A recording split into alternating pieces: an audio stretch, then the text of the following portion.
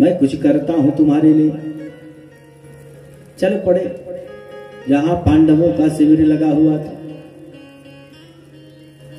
पांडवों ने तो कन्हैया से कहा, हे कन्हैया, आपके कारण हमारी विजय सी हुई, हमारे इस विजय के मूल में आप ही हैं। आज तो खूब बढ़िया सा उत्सव मनना चाहिए। कन्हैया ने कहा, हे युधिष्ठिर, इस युद्ध में बहुत से योद्धा मारे गए। अरे बहुत से तुम्हारे भी पक्ष के लोगों ने जान गंवाई, बहुत से कौरवों के भी पक्ष में। तुम लोगों के परिवार से भी बहुत से लोग मरे। आज हमें उत्सव नहीं, उनका शोक मनाना चाहिए। और हम लोग इस शिविर से दूर जमुना तट पर जाएंगे आज। और महाराज कन्हैया पांचों पांडवों को लेके वहां से दूर उत्सव के दिन शोक मनाने के बहाने ले गए। बाकी पांडव पक्ष के सारे योद्धा वहीं शिविर में थे। अरे बहुतों ने तो मदिरा पान किया हुआ था, खूब एकदम मत्त थे। अरे भाई, युद्ध में विजय हुई थी, महाभारत जैसे बड़े युद्ध में। इधर अश्वत्थामा ने देखा चारों तरफ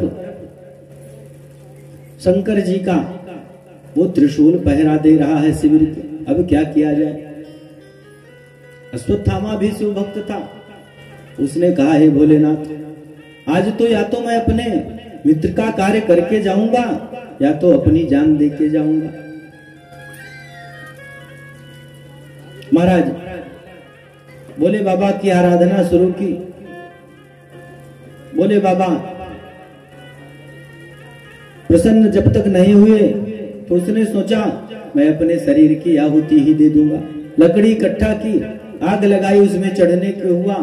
आज तो उस भोलेनाथ प्रकट हो गए। भोले बाबा ने कहा, अरे अश्वत्थामा, वास्तव में इन सब का काल आ चुका है। तुम्हारा निवेदन, तुम्हारी पूजा व्यर्थ नहीं है, व्यर्थ नहीं जाएगी। उन्होंने एक तलवार दी उस अश्वत्थामा को और अपना त्रिशूल भी हटा लिया वहां से। अब अश्वत्थामा सोच रहा है क्या किया जाए। तब भर में जिस वृक्ष के नीचे वो बैठा था, एक उल्लू ने रात में कौवों पर हमला किया और बहुत सारे कौवों को मार के गिरा दिया। वहां सब अश्वत्थामा के सामने ही हो रहा था। अब काक अवलोकन न्याय देखा। अश्वत्थामा को लगा शायद काल की यही प्रेरणा है। वो भी उस शिविर में सोए हुए लोगों के बीच शिविर का पर्दा तलवार से फाड़ के घुस गया। घुसते ही संजोग से उस शिविर में पहुंचा जहां धृष्टद्युम्न पड़ा हुआ था, सो रहा था, मदिरा मत्त होकर सो रहा था। देखते ही क्रोध आया, अरे ये तो मेरे पिता का हत्यारा है। तुरंत ही उसके बाल पकड़े, घसीट के बिस्तर से नीचे किया और लगा मारने मुक्के से ही। तलवार बाएं हाथ में ली, बस लगा मुक्के से मारने, लात घूसा मुक्का। महाराज मारते मारते वो पशु की तरह पीट के मार डाला उसको। महाराज वो धृष्टद्युम्न ने ये गलती की थी कि द्रोणाचार्य तो युद्ध से विरत हो गए थे। जब युधिष्ठिर ने कहा कि अश्वत्थामामृतो नरो या कुंजरो, अश्वत्थामा हतो नरो या कुंजरो, तब भर में तो कृष्ण जी ने शंख बजा दिया। आधा सुनाई ही नहीं दिया, आधा केवल सुनाई दिया कि अश्वत्थामा हतो। अब मारा तो एक हाथी था अश्वत्थामा नाम का। द्रोणाचार्य ने सोचा जब मेरा पुत्र ही मारा गया तो मैं क्या करूंगा युद्ध करके। महाराज वो युद्ध से विरत हो गए, धनुष बाण रख दिया, जाके रथ के पिछले भाग में ध्यान करने लगे। तब भर में धृष्टद्युम्न को लगा ये बड़ा बढ़िया मौका है, हम लोग कई दिन से द्रोणाचार्य से जीत नहीं पा रहे हैं। गया तुरंत तलवार से उन युद्ध से विरत द्रोणाचार्य का सर काट लिया था। और इसीलिए अश्वत्थामा ने आज पशु की तरह पीट के मार डाला। उसके बाद शिविर में जो जहां मिलता, जैसे मिलता, सबको मारता गया। और गया शिविर के एक भाग में 5 सैया थी, 5 लोग सो रहे थे। उसको लगा ये 5 पांडव ही हैं। सोए हुए उन 5 का सर काटा और एक बोरे में भर के खूब प्रसन्न होके लेके चला आया। अरे मित्र, हमने तुम्हारा काम कर दिया, हमने 5 पांडवों का वध कर दिया। दुर्योधन को विश्वास ही नहीं हुआ। अरे अश्वत्थामा, पांडव क्या किसी खेत की मूली है जो उखाड़ के ले आए तुम? अरे जिनको हम लोग कभी युद्ध में जीत नहीं पाए, तुम ऐसे कैसे मार दी? अरे नहीं नहीं, मुझको पता था तुमको विश्वास नहीं होगा, इसलिए मार के उनका सर भी लाए हैं हम, उनके सर भी साथ में लाया हूं। दुर्योधन ने कहा, रात थी, थोड़ा पहचान भी में ना आता, इसलिए कहा ऐसा है वो जो सबसे बड़ा वाला सर है वही मुझको ला के दो, भीम वाला।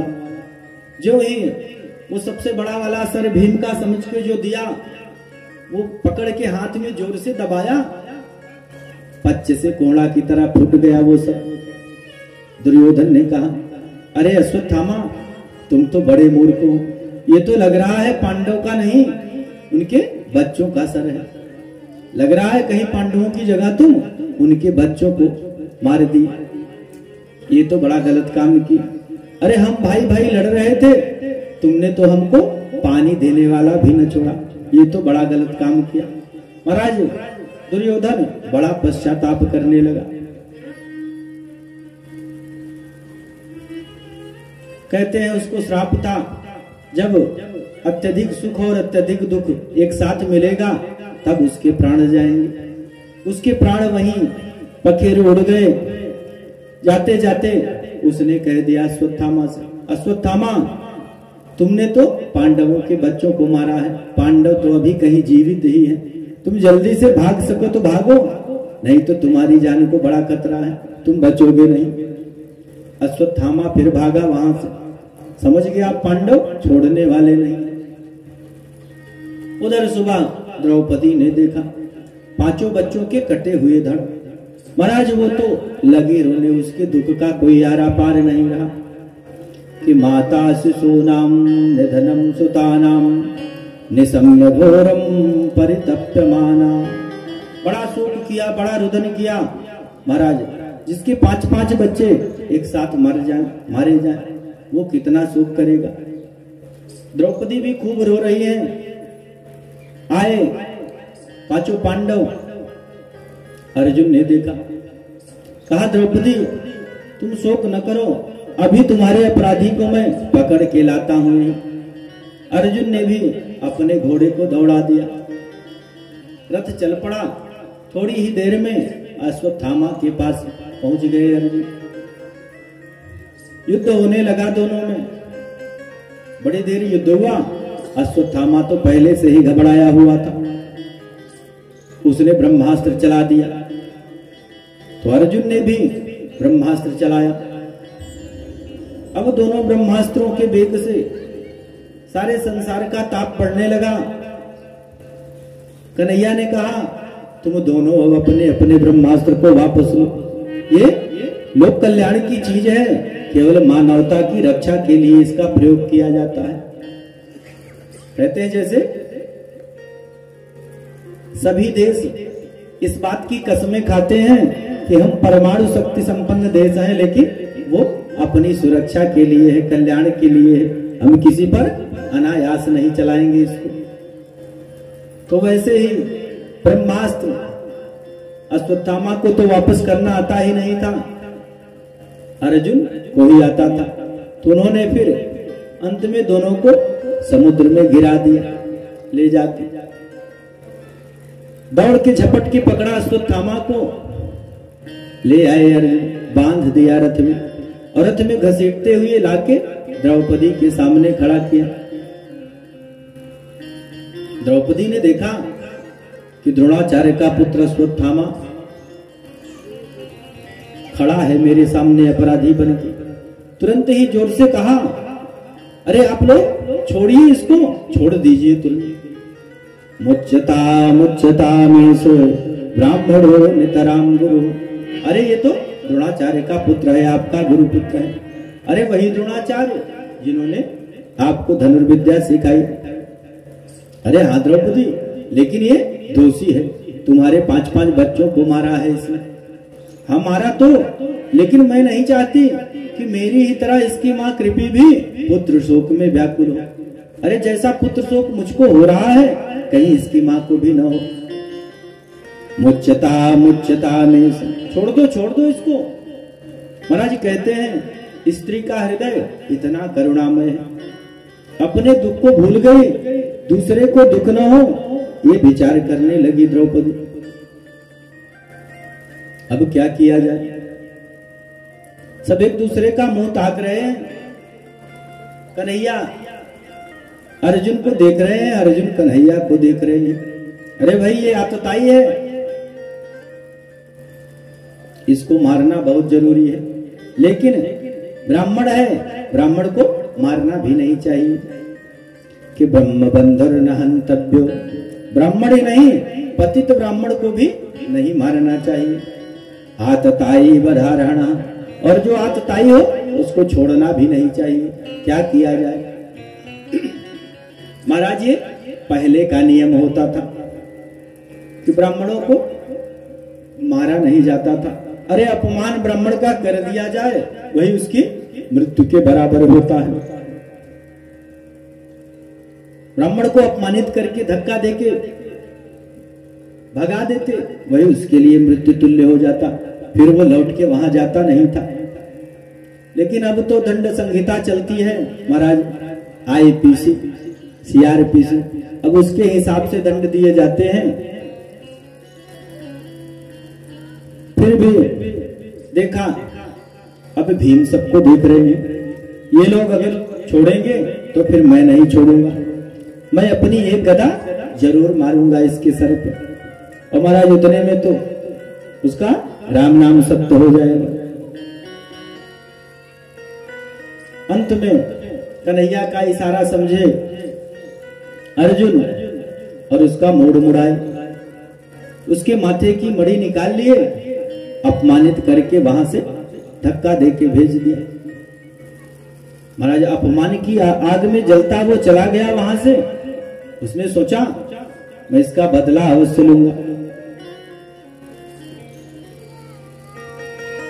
जाके उसने पता कर रखा था, मैं इनका वंश नाश कर दूंगा, पांडवों का कोई वंश नहीं चलेगा। उसको पता था कि उत्तरा गर्भ से है, कोई संतान हो सकती है, पुत्र हो पुत्री हो, और सब तो मारे ही जा चुके हैं। 5 बचे थे, सुत सोम आदि, 5 का सर काट ही लिया है। उसने उत्तरा के गर्भ पे ब्रह्मास्त्र चलाया। कहते हैं मंत्र में ब्रह्मास्त्र होता है, मंत्र पढ़कर ब्रह्मास्त्र चलाया तो उत्तरा को जलन होने लगी। वो दौड़ती दौड़ती हुई आई कन्हैया के पास। हे प्रभु, हे परमात्मा, रक्षा करो मेरी, रक्षा करो मेरी। अरे मेरी रक्षा ना भी करो, मेरे इस बालक की, इस गर्भ की रक्षा करो। महाराज इस प्रकार से कहती हुई दौड़ी।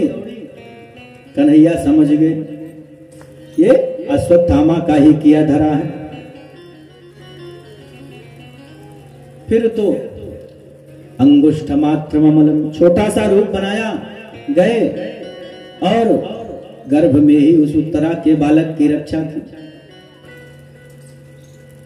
महाराज भगवान ने अपनी गदा ऐसी घुमाई कि उस ब्रह्मास्त्र का कोई भी असर न हुआ। कहते हैं और तो और भगवान ने उस ब्रह्मास्त्र से जले हुए बालक को जीवित कर दिया, ऐसा भी कहते हैं। आए कन्हैया जाने को तैयार हुए। अब जाते जाते भी तो एक उपकार किए जा रहे हैं पांडवों पर, उनके वंश को बचा के जा रहे हैं। जाने लगे तो कुंती कहती है उनसे, प्रणाम करती है गोविंद को। कहती है कुंती कि गोविंद मेरो है, गोपाल मेरो है, गोविंद मेरो है, गोपाल मेरो है, गोविंद मेरो है, गोविंद मेरो है, गोपाल मेरो है। सीता के बिहारी नंदलाल मेरो है,